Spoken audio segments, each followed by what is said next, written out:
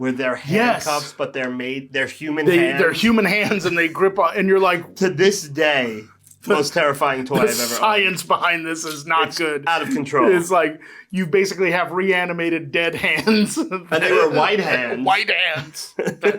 Yeah, it was. Yeah, some of those toys were real questionable in the police academy.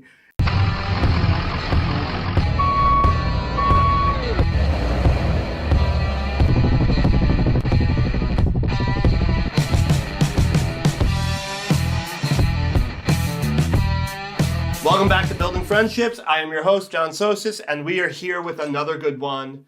We are going to be doing some superhero sets with my very special nerdy guest. He's a comedian, one of the funniest. He takes over in the late night. He brings all the snacks. Mikey snacks to some people. Yes. Give it up for Mike Black. Hi, everyone in America. I'm glad you're focused on America. YouTube is a global platform, but we're only talking to the Americans. Right. I only play in America. We're focusing on the most important people on YouTube, and that's America. Hello to China as well. China's a good market for this stuff. Yeah. That was a good move. I didn't think about that. So today we are doing some superhero sets. So the set I got from Mike, a limited edition set. Yes, I do. From this came out during the pandemic from DC Fandom. They had a special event. They released some limited sets. This is a replica of the famous comic book cover from Wonder Woman where Cheetah was introduced. So that's cool. Yeah, that's a replica set of that comic book. It looks pretty cool. We're going to see how far we could get. This is already far better than the movie. Yeah. Oh, my God. We could talk about that movie. And I will be... it's Morbin time, guys. We're doing... What?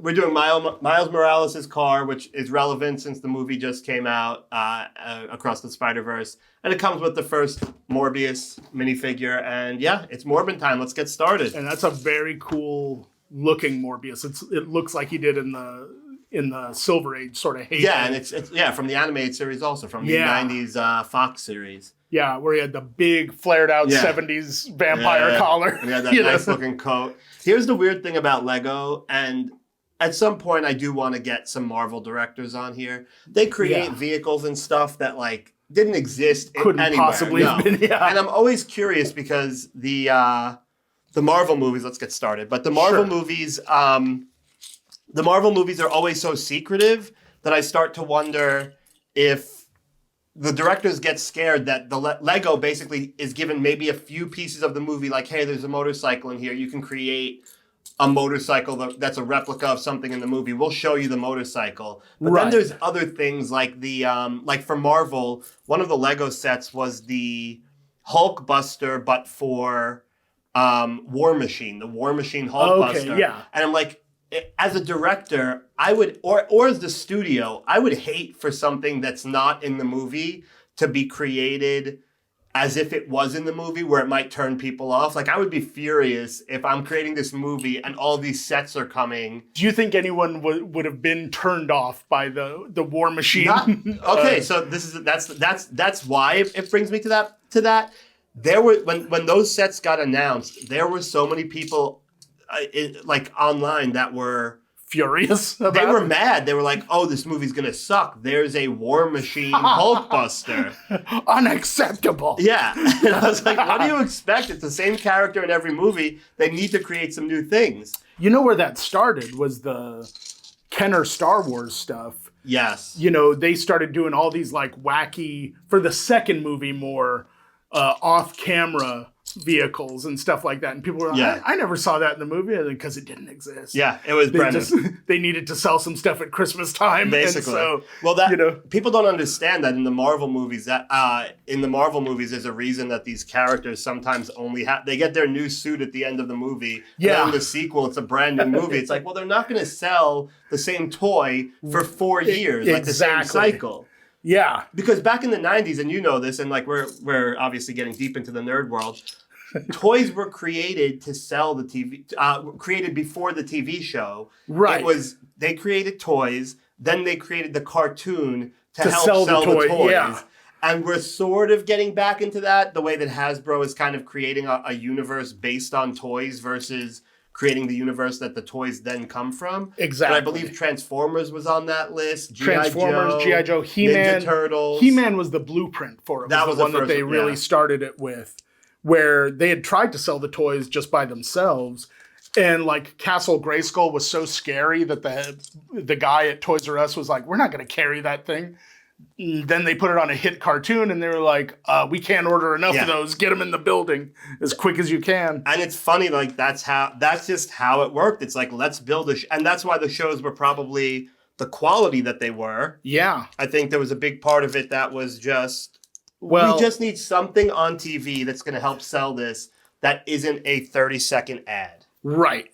You know, and instead it was a 30-minute ad that played every day and that kids were rushing home to see, you know, and like it all kind of goes back to Star Wars, where what happened was the head of Mattel, George Lucas, came to him and was like, I got this great movie. People are going to love it. You guys got to make toys. And they were like, yeah, in like 2 years, we'll have toys ready. And then he was like, the movie comes out this summer. And they were like, oh, well, we can't do that. So they said no. They said no to the Star Wars license. And so they got screwed. This other company was That's like... where Kenner took it. Kenner took it and they were like, we'll do IOUs at Christmas and kids will get the toys when they get them. But we're going to sell your toys. Don't you fret.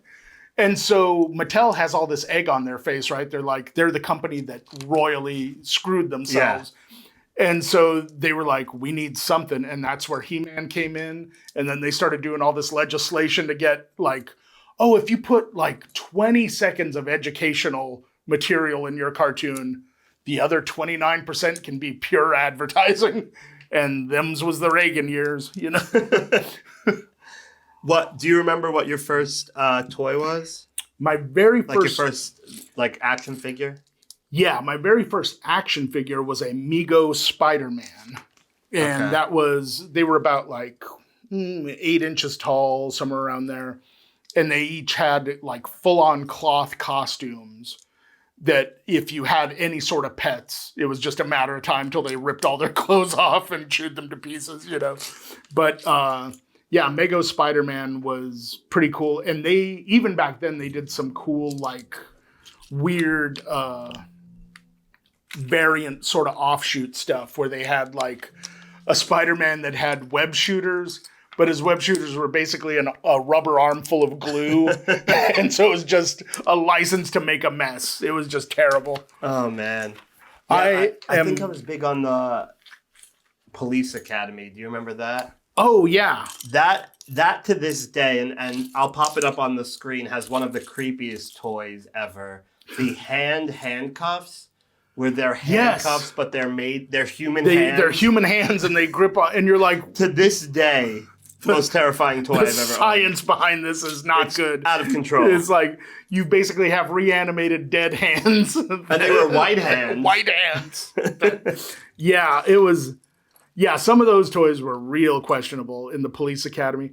And in the 80s, they had no problem making a hard R-rated movie into a toy line. Yeah. Because there was Police Academy, RoboCop got a toy line, the Toxic Avenger got a toy line, Aliens, Predator, all that stuff eventually made it into like fun little Kenner toys and stuff like that. It was a totally crazy time.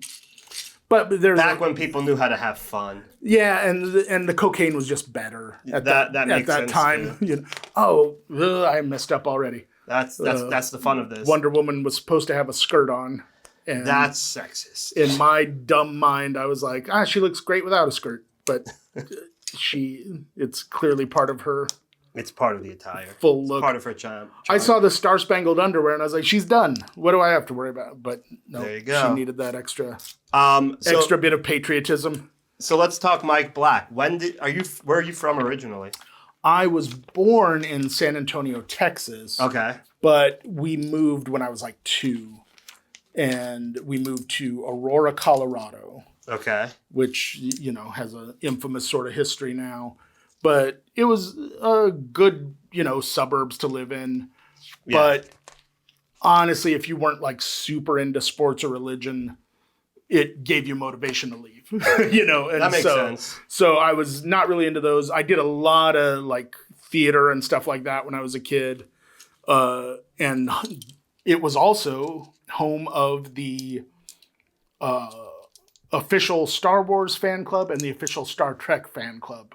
Both got started there, I think, by the same dude and in his apartment, most likely. But if you joined, you got like a little card and everything, and they Is would that what send got you a you? magazine. Is that what got you to get into all of this stuff, or were you into it regardless? I was already full bore into it because I had two older brothers that were into like all sorts of fantasy and D&D and that sort of stuff. And so some of that carried over, but I got real into comic books more than fantasy and D&D stuff. Yeah. And so it also was how I was able to learn, because I was not the best reader and I was not the best studier, but some of my teachers figured out that it's like, oh, he'll read a lot if you just make it a comic book. He'll read all day long, you know. And our library at our school had one of those books that was like, it was just all the Marvel origin stories reprinted in like a big volume. And I checked that thing out and had it for like the whole year. And finally at the end of the year, the librarian was like, you can either pay your late fee or just buy the book from us. Yeah, You we need may that as well back. just buy the book, you know, and we'll get a new copy, you know. Yeah, one of the things I always tell people, like my favorite charity to donate to is Toys for Tots. Oh, yeah, Because of I course. just don't think I'd have the creative, like the creative brain that I have without the toys I grew up with. Absolutely. So like the toys, the books, the comic books, all of that, I just don't think I would have any of that without the toys. And I feel like Nope. regardless of all the other things you could give to a child that doesn't have access to things as living in poverty, I feel for some reason I still think toys are the best thing you could give them. I think you're absolutely right. And it's one of those things that because Spider-Man had comic books and because he had shampoo and coloring books and action figures, dolls, all these different things, it all kind of blended together, and you realized that there was a connectivity in learning. Yeah. And that when you were learning one thing about one thing, you were also learning a lot about all these other things too. And so I think you're absolutely 100% spot on that. I hear a lot of stories about people whose parents wouldn't let them read comic books. It, like didn't consider I had reading. neighbors that were like, yeah. And it's just a weird thing to like reading is reading as far as I'm concerned. So if a kid's learning to read, it doesn't matter what they're reading. Obviously, if they're reading Mein Kampf, we got a problem. Sure. But yeah, growing up, it was always, if it was something I was actually interested in on a personal level, I was way more likely to take something away from it. Yep. Yeah. Like, I think history is important in terms of learning from mistakes of the past, but I never enjoyed history. I was always like, tell me the big events tell me about the Holocaust, tell me about World War II. Like, I just want to learn the big events. I don't want to get too into detail. I want to know how we got from point A to point B. And then from there, I want to sort of leave history in the past and learn about new stuff, learn about technology, learn about superheroes, like creative things. I was really bad in school. Yeah, I was too. So having something that was interesting to me always made it easier for me to digest it and actually learn from it. Yeah, and I found like if learning could simultaneously be a form of escape, Yeah. that was very helpful to me because I was an odd duck, as you might or might not imagine as a kid. I refuse to believe that. And so, yeah, it took a while for me to find my groove and make friends and stuff like that. And I was sick all the time. Like, I just didn't understand how germs worked and how, like, the I was wind. just licking things. Yeah, and like winter. And like, I would do anything you could do to get sick, I would find a way to do it. And I've had an enormous head my whole life. And my body caught up clearly, but like when I was a kid, it was like a little stick figure body and this enormous head. I actually looked a lot like a South Park character as a little kid. But I loved doing cartwheels and like somersaults and stuff like that. That is a very specific thing that you enjoyed doing. I really did. We had this great big field behind our house And I would go out there and I would do that, and I would get whiplash from like my body wasn't able to withstand the impact of me doing cartwheels and stuff like that. I couldn't do I think now my body's more proportionate, but I was very out of shape as a younger kid. Sure. The idea of my legs going over my head was not a realistic thing to me. Right, yeah. And so I had a lot of enthusiasm for athleticism, but I did not have the physicality for it. Yeah. And so I would get injured quite a lot. And then that turned into like me not wanting to do any sports for a long period of time. And I was like, I'll just sit at home and watch He-Man and eat Doritos. What could go wrong there? Absolutely nothing. Yeah. I think it's pretty solid. Yeah. So when did you get into comedy? I loved comedy since I was a little kid. I was very, very lucky that I had brothers that were big fans of comedy, and both of my parents were as well. Was there a specific comic? Robin Williams was my go-to guy as a kid, and still kind of is in a lot of ways. Yeah. It's really hard to pick a favorite the older I get, but he's way the hell up there still. And me and my brothers were watching Mork and Mindy, and we were like, I was just having the time of my life watching that show because it was in that era where, towards the end of the show, where he brought Jonathan Winters on to play his son, and it was two just ballers just eating up scenery for a half hour. It was great. And so my brother was watching me watch the show, and he was like, what do you want to do when you grow up, Mike? And I was like, I want to do that. And he was like, you want to be an alien? And I was like, no. But secretly the answer was yes. Yeah. I was like, God, yes, do I want to be an alien? But I understood that was crazy even as a kid. I was like, no, what they're doing, I want to pretend for a living. And he was like, oh, okay. And after I told him that, he started bringing home comedy albums. Because that was a big thing in the 80s. Yeah. Like Billy Crystal, Eddie Murphy, all these different people had records that were basically just stand-up specials before there were stand-up specials. And he would sneak me downstairs to listen to them because they had a lot of cuss words in them and stuff like that, you know?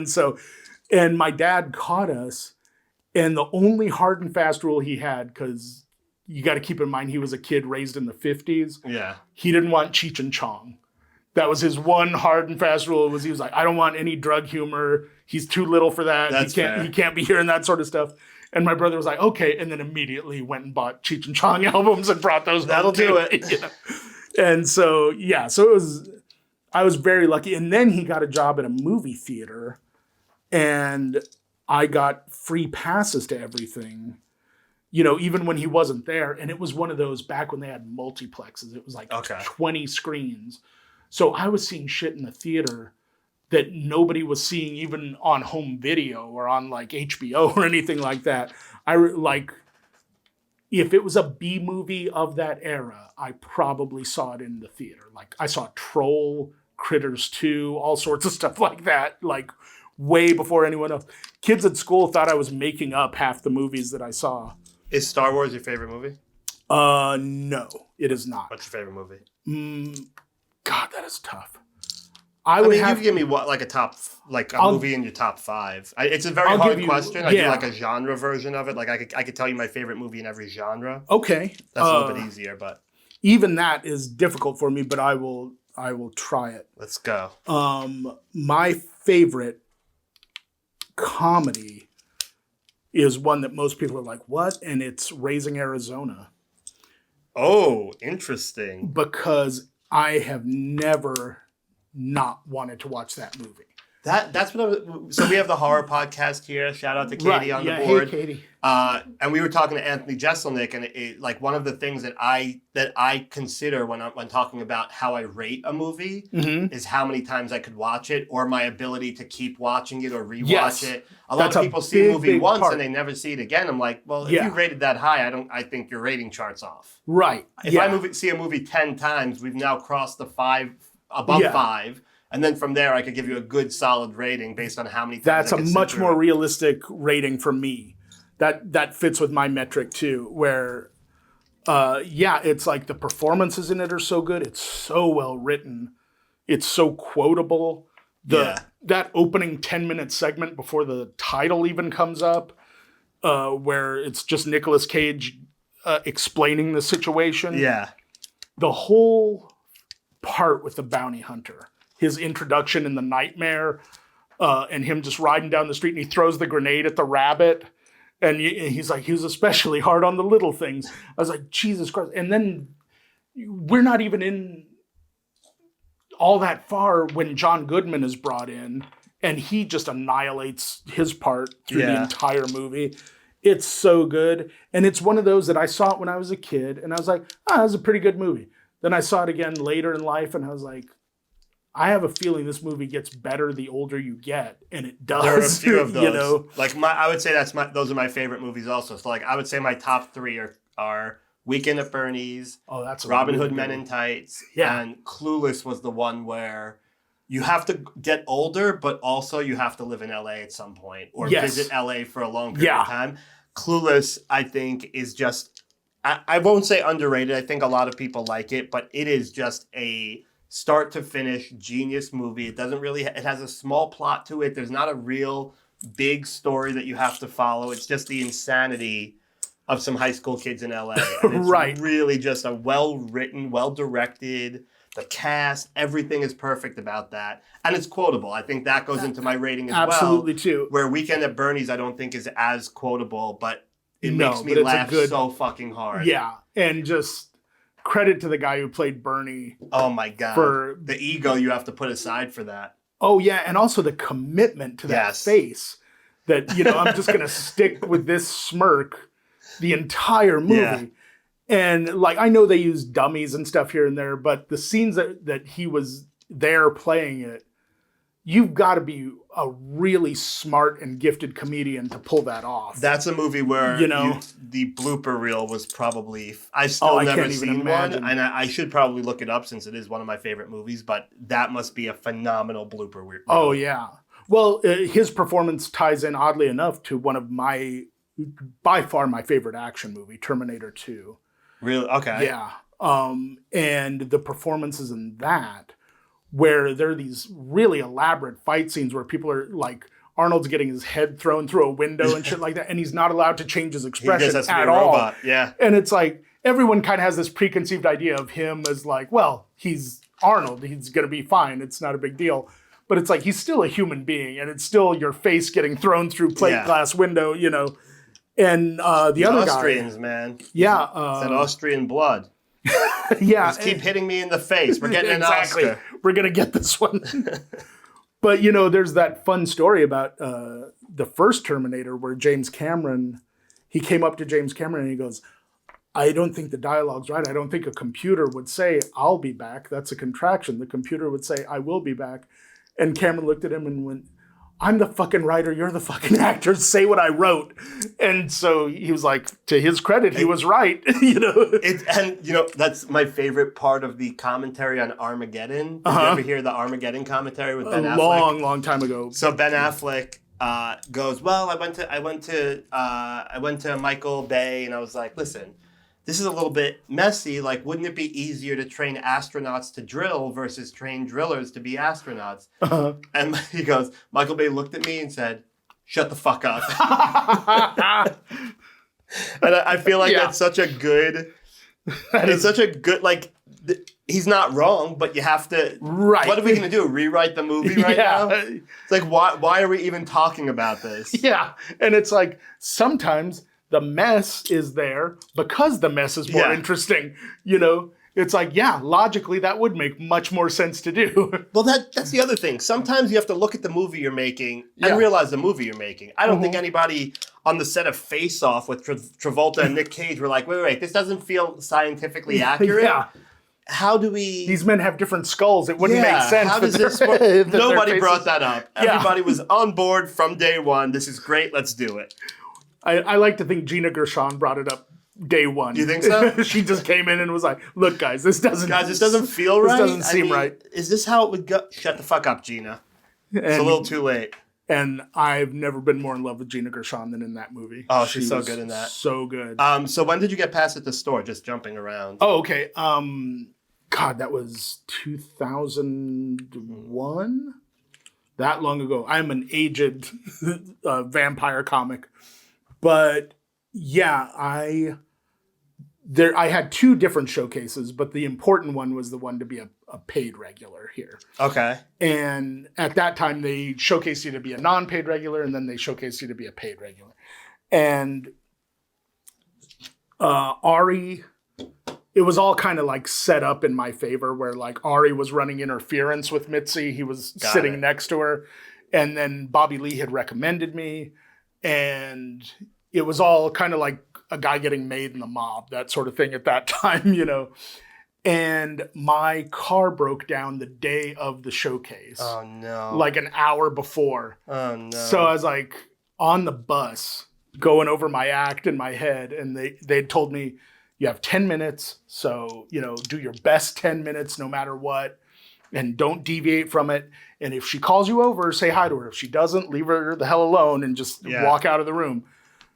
So I'm thinking about all this on the bus, and I'm like, I tell the bus drivers, like, can you stop in front of the Comedy Store? He's like, you want me to stop in front of the Comedy Store? I was like, you're right. Stop a block ahead of the Comedy Store, and I'll walk the rest of the way. So I get out, and I'm like walking now to the Comedy Store. Already, I feel like I failed because my car's broken and everything, and I was like, this is terrible. And so I get there, and the guy running the light in the cover booth goes, we had some unexpected guests, so instead of 10 minutes, you're doing 5. And I'm like, fucking great. Okay. So I'm like editing in my head down to 5 minutes, and I'm like, okay. And then it gets to the point where I'm next, and now you could cut the tension with a knife in me, and I'm just like, just freaking out, getting ready. And Paulie has been in the room this whole time. And he gets up to leave, and he asks Ari, he goes, what's going on? And he goes, Mike Black is up next. He's showcasing to be a paid regular. And he's like, cool, I'm out of here. And then he starts to leave, and he realizes how bad that looked to be like, oh, Mike's up next, I'm out of here. And he has this moment of like self-awareness, and he turns around, finds me, and he goes, Mike, I'm so glad you're showcasing tonight. He does this in front of his mom. He goes, I'm so glad you're showcasing tonight. Gives me a big hug. And he goes, you're going to do great. And then he leaves. And I was like, that changed everything. And it took like all the tension out of me and everything. Was he already MTV Paulie? Yes. Yeah. He was 2001. Yeah. He was into his career. So he had some credibility if he said something like that. Exactly. And with her for sure, you know? Yeah. And so he does that. I don't remember anything that I said during the actual showcase. I'm supposed to turn it this way? What the hell? Anyway, so he does that. I do my set. It goes really good. And she calls me over and she goes, how did you come to us? And I said, on the bus. And she goes, no, idiot. Like, who recommended you? And I was like, Bobby Lee. And she's like, okay, you're a regular now. Go away. There we go. and I was like, okay. And so I left. And Ari was like, how'd it go? I was like, I told him what I said. And he was like, you're an idiot, but congratulations, you know. That's perfect. And so it was a fun way to have it go. I've heard real nightmares, and I've had friends go through, like some of my friends showcased 40 times before they got passed and stuff. And so I kind of lucked out on that. And then I got to go on the road with Dice almost immediately after that. Eleanor kind of nudged him. She was like, you know, she would like anytime I did anything, she would be like, you know, Dice, Mike was just in a Super Bowl commercial and he's really funny. And he'd be like, oh, okay. And so he took me on the road with him, and it was a lot of fun. That's cool, though. Yeah. And last question before we wrap it up, but where did Mikey Snacks come from? I haven't even broken ground yet. I feel like a union Oh, we'll worker. get to there. You are 12 pieces deep. I was like, I'm doing this like I'm getting paid hourly. But wait, what was the question? Where did Mikey Snacks come from? You are so he's everyone's favorite on a late afternoon show, late evening show, because he Yes. brings the last round of energy that people are going to have. That He actually just comes need. with every snack he could possibly get his hands on. I'll tell you, I wasn't sure myself where that came from. I just I brought donuts one night, and then the reaction that everyone gave, and they were all so nice and so happy about it, that I was like, I'm going to bring donuts again next week. But what I realized is that came from being on the road with maybe the nicest comic I ever met, God rest his soul, John Panette, Oh, who, from Punisher fame. yes, from Punisher, and he was the guy they didn't help in the final episode of Seinfeld. Yes. And he's has a marvelous career aside from that, Broadway star and all sorts of stuff. But the first time I worked with him, the first thing he did when he saw me was he gave me $100. He said, "Thanks for coming out and being my feature tonight."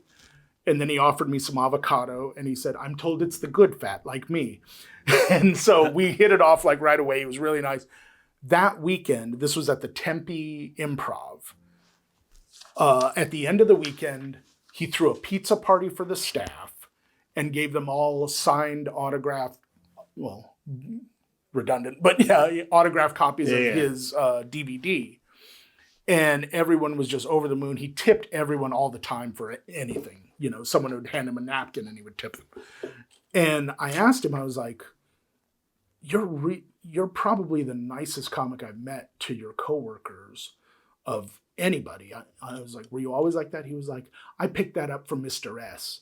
And I was like, I didn't ask him then, but like after working with him a few times, I finally was like, John, I got to know, who was Mr. S? And he was like, oh, Mr. Sinatra.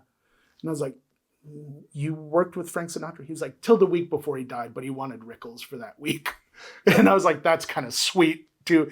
And I guess when Sinatra told Panette that he was like, I'm going to be using Rickles, he said, so I want you to do kind of pass the torch to Rickles, you know, and like let him know there's no hard feelings, that he's taken over, but he's got to be my guy for the end, pretty much. He knew he was dying, and he was like, he goes, so do whatever you want to do time-wise tonight, and then introduce Rickles, and he'll bring me up. And he was like, okay.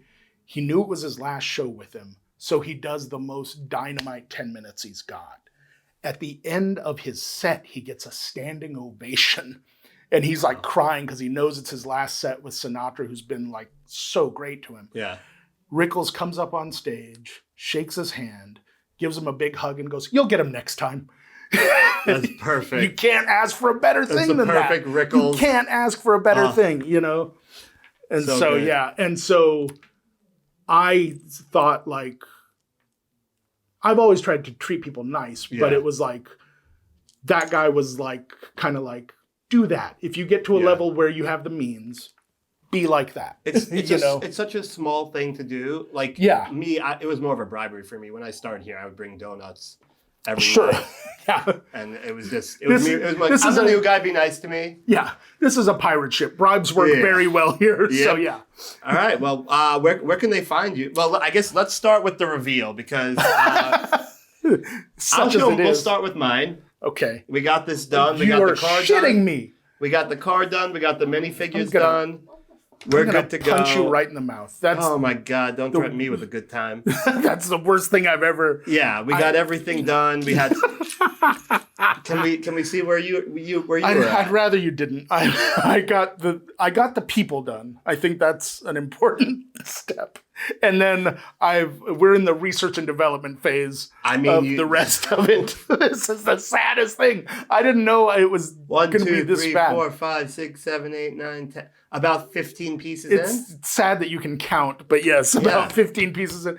But these all had pieces too. They didn't just come like this. Like, I had to choose the hair. Yeah, no, you had to different- figure out that the cheetah head went on the cheetah person, Right. And not the Yeah. No, I And get they it. try to trick you because they all have different expressions on the back of their heads. yeah. I don't think have to pick the Spider-Man move that has they're- that problem. but So Morbius does. damn it. Okay. So here's the deal. We have a new goal for this season. We're going to try and get someone to finish a set.